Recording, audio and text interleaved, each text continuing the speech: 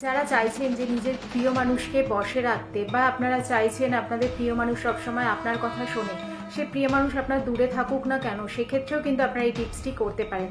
আপনারা কি করবেন, আপনারা শনি মঙ্গলবার করে সন্ধেবেলা 3টে শুকনো লঙ্কা নিয়ে নেবেন। শুকনো লঙ্কা নিয়ে গ্যাস ওভেনে জ্বালাবেন। যখন জ্বালাবেন সেই ব্যক্তিকে মনে মনে স্মরণ করবেন বা তার নাম মনে মনে, সেই ব্যক্তির মুখটা স্মরণ করবেন আর তার নাম মনে মনে বলবেন। বলার পরে আপনারা কি করবেন, সেই শুকনো লঙ্কা নিয়ে কোনো নির্জন বা ফাঁকা স্থানে ফেলে দেবেন, যেখানে লোকজন একটু কম যাতায়াত করে, বা বাড়ির পেছন দিক করেও আপনারা ফেলতে পারেন। আর যখন ফেলবেন তখনও কিন্তু সেই ব্যক্তির নাম মনে মনে বলতে হবে। 3বার করে আপনারা বলবেন। টিপসটি খুব কার্যকরী টিপস। যারা আপনারা নিজের প্রিয় মানুষকে বশে আনতে চাইছেন, আপনারা করে দেখুন।